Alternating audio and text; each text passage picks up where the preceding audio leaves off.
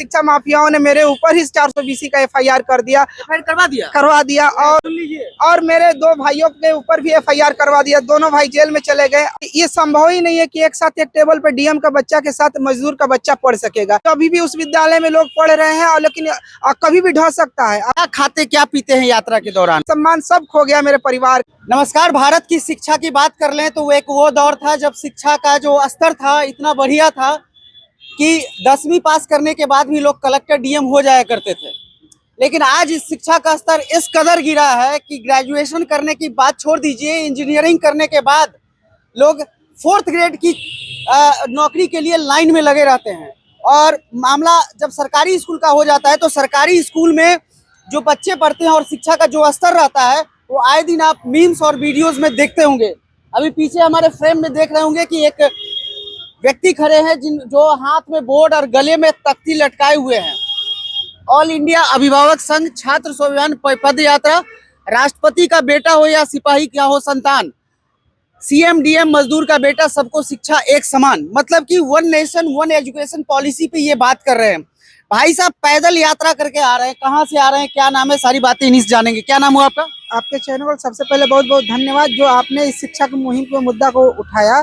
और मैं अभी मोहनिया से कैमूर से चलकर यहाँ पटना आया हूँ। कितना दिन में पहुँचे कैमूर से? यहाँ आने में हमारा 7 महीना लगा। 7 महीना? हाँ 7। क्या खाते क्या पीते हैं यात्रा के दौरान? यात्रा के दौरान हम सुबह निकलते हैं और जो भी अभिभावक हैं हमारे ऑल इंडिया अभिभावक संघ के लोग, तो उनसे हम जुड़े रहते हैं और जहाँ जहाँ जाते हैं वहाँ मुझे मदद मिल जाती है। और इस मुहिम को मैं एक एकल अभियान है मेरा, जैसे कि और इसमें साथ देने वाले पूरे भारत के जितने भी अभिभावक हैं, छात्र हैं, सब लोग साथ दे रहे हैं मेरा। कितने लोग जुड़े हुए हैं इनसे? इसमें लाखों लोग जुड़े हुए हैं और भी लोग इस मुहिम में जुड़ रहे हैं और इसको एक मुद्दा बनाया जाए, 1 नेशन 1 एजुकेशन की पॉलिसी लाया जाए ताकि एक साथ एक टेबल पे DM का बेटा हो या मजदूर का बेटा हो, सब एक साथ पढ़े ताकि ये इस देश से जातिवाद और धर्म वाली बात जो मतलब जंगल में बाघ बकरी को एक नदी के किनारे पे पानी पीने की बात है। मतलब कि एक साथ लोग हंसते हैं इस बात पे कि अरे DM साहब का बेटा है तो मजदूर का बेटा उनके टेबल पे कैसे पढ़ सकता है। तो जब हम कहते हैं कि एक राष्ट्र है, एक देश है, तो क्यों नहीं पढ़ सकता है। आपका शुभ नाम क्या है? मेरा नाम दीपक गुप्ता है। दीपक गुप्ता जी। अभी इन्हीं के साथ हैं, सहयोग कर रहे हैं। क्या नाम हुआ आपका? अजय कुमार कुशवाहा। अजय कुमार कुशवाहा जी। आप तो नेता भी हैं। हम सोशल वर्कर हैं। सोशल वर्कर नेता क्या मतलब फर्क ही क्या पड़ता है? दोनों तो देश चला रहे हैं। हमारा इनके साथ जुड़ने का मुख्य कारण हो गया कि एक शिक्षा एक नीति। एक शिक्षा एक नीति। हाँ, वह कितनों बड़ा IAS रहे, IPS रहे, नेता रहे, जो सरकारी खजाने से 1 रुपया लेता हो या 1 लाख वेतन भोगी हो, वह अपना बच्चे का पढ़ाई सरकारी स्कूल में करवाए, नहीं तो उसका तनख्वाह बंद कर दिया जाए। ऐसा कानून बनना चाहिए। लेकिन वो क्यों पढ़ाएगा? प्राइवेट स्कूल सबका शटर डाउन करवाइएगा क्या? तो भाई प्राइवेट स्कूल किसका है? या तो IAS है या नेता का परिवार है या IAS का परिवार है। तो आप कैसे ढिंढोरा पीट रहे हैं कि हम समान शिक्षा समान नीति लागू कर रहे हैं? केंद्र सरकार हो या राज्य सरकार हो, बोलती कुछ है करती कुछ है। अच्छा दीपक जी एक बात बताइए, आपसे आते हैं आप पैदल लगातार चल रहे हैं, मुंह सुखा लिए हैं एकदम। वो तो है, मेहनत काफी पड़ता है और समझ जाइए कि चलते चलते कभी कभी ऐसा लगता है कि घुटना में जान नहीं है, जाम हो गया है। तो आपके घर वाले नहीं बोलते हैं कि आप पढ़ाई लिखाई कीजिए, क्या तुम कर रहे हो सामाजिक? घर वाले बोलते हैं। तो हमने कहा कि देख माँ, हमको जज बनना था और LLB करना था, तो उसके लिए पैसा तो है नहीं आपके पास, मेरा सपना तो खत्म हो गया, तो हम कैसे पढ़े। तो बोली कि एंट्रेंस निकाल। तो हम बोले कि एंट्रेंस निकालेंगे, सरकारी विद्यालय में हमको जो पढ़ाया गया वो एंट्रेंस में आ ही नहीं रहा है, तो हम एंट्रेंस कहाँ, हर बार तो छट जा रहे हैं, तो हम कहाँ से जा पाएंगे वहाँ वैसे विद्यालय में, हम कैसे भविष्य अपना बना पाएंगे। अच्छा दीपक जी, आप सरकारी विद्यालय में पढ़े हैं, शिक्षा का स्तर क्या है लोगों को बताइए। देखिए, जिस विद्यालय में हम उर्दू मध्य विद्यालय में हम पढ़े थे, मिडिल का प्राइमरी विद्यालय में, उस विद्यालय अब खंडहर बन चुका है। अभी भी उस विद्यालय में लोग पढ़ रहे हैं और लेकिन कभी भी ढह सकता है, अब मर सकते हैं बच्चे। बताइए ये है बिहार सरकार में शिक्षा का स्तर और स्कूल की दशा और दिशा दोनों बता रहे हैं। और यहाँ की सरकार है, शिक्षा मंत्री है, माननीय शिक्षा मंत्री और माननीय मुख्यमंत्री जी जब चलते हैं तो कहते हैं आपको मालूम है सब कुछ, तो मालूम तो कुछ भी नहीं है। देखिए मालूम आपको अभी पता चल रहा है। आप मेरे मोहनिया कैमूर स्कूल में एक गांव है, उसमें 10 शिक्षक है, 2 क्लासरूम है, एक ऑफिस है। उसमें क्लास समझ जाइए कि वहाँ के अभिभावक कितना अपने बच्चों को पढ़ाने के लिए कम से कम उनके उद्देश्य है कि थोड़ा बहुत खाली साक्षर हो जाए, डिग्री ले ले, 10वीं तक पास हो जाए, पढ़े आ जाए, बस। और काफी परेशान है वहाँ के अभिभावक।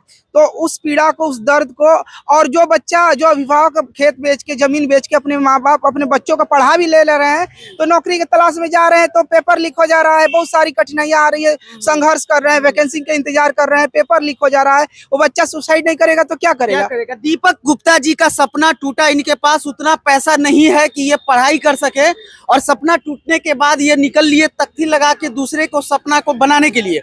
यही बात है कि आपका सपना टूटा है तो चलिए औरों का सपना नहीं टूटे। लोग हंसते हैं मेरे ऊपर कि ये संभव ही नहीं है कि एक साथ एक टेबल पर डीएम का बच्चा के साथ मजदूर का बच्चा पढ़ सकेगा।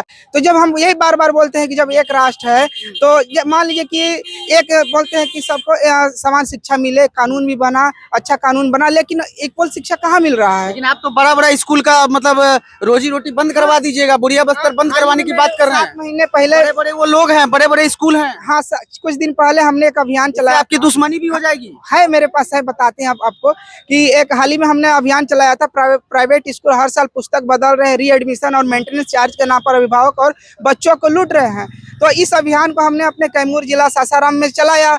वहाँ के अभिभावक सभी लोग साथ दिए, लेकिन शिक्षा माफियाओं ने मेरे ऊपर ही 420 का FIR करवा दिया और मेरे 2 भाइयों के ऊपर भी FIR करवा दिया। दोनों भाई जेल में चले गए और हमारी बात सुनने वाला कोई नहीं था, और मेरा पूरा परिवार बर्बाद हो गया था। भाई का एक ज्वाइनिंग था। क्या मिला आपको ये सब करने में, बताइए। देखिए, कुछ परिवार बर्बाद हो रहा है, जेल हो गया, बिना क्राइम किए हुए क्रिमिनल बन गए। देखिए, और हम बताते हैं, और देखिए सब ठीक है, FIR हुआ, हर चीज हुआ, सब हम सब खुश हैं, लेकिन हम ये भी देख रहे हैं कि एक न्याय लेने में, मांगने में हमको कितना कठिनाई हो रहा है। सच बोलने में, सच साबित करने में हमको लग रहा है कि 10 साल मेरा उम्र खत्म हो जाएगा, कि हम अपराधी नहीं है, हम एक स्टूडेंट है, विद्यार्थी है, जो हम विद्यार्थियों के हक में आवाज उठाया था। इस चीज को साबित करने में हमको लग रहा है कि 10 साल लग जाएगा। 10 साल लग जाएगा। 10 साल लग जाएगा। न जाने कितनी दुश्मनी आप ले लेंगे तब तक। तो उसी समय मेरा तो मौत तो है, और उसी समय मतलब कि मान सम्मान सब खो गया मेरे परिवार का। और जो जब आपके ऊपर आरोप लग जाएगा कोई ना, तो समाज सोचेगा कि अरे ये तो अपराध किया ही होगा, तभी तो मतलब जेल गया। इनके भाई परिवार सब जेल में गए। लोग अभी उतने साक्षर नहीं है कि बातों को समझ पाए, गहराइयों से समझ पाए कि बात क्या है, मुद्दा क्या है, क्यों जेल गए। कहाँ, किस थाना में आपका आपके भाई लोग का मतलब? मेरा मोहनिया थाना है, भगवा। हाँ वगैरह हुआ। हाँ, तो भाई का सर्वेक्षण अमीन में जॉब भी लगने वाला था, जिसके कारण लगा, लेकिन न्याय मिला। लेकिन न्याय मिलने में थोड़ी सी परेशानी होती है, देर होगी, और इसमें भी बहुत सारी कमियां हैं। जजेस की वैकेंसी नहीं आ रही है, लॉ स्टूडेंट बैठे हैं। कम से कम एक जज के पास बहुत सारी केसेस है, उनके ऊपर भी दबाव है। कम से कम जजेस के भी वैकेंसी आए, कि न्याय मिल सके, किसी के साथ अन्याय ना हो।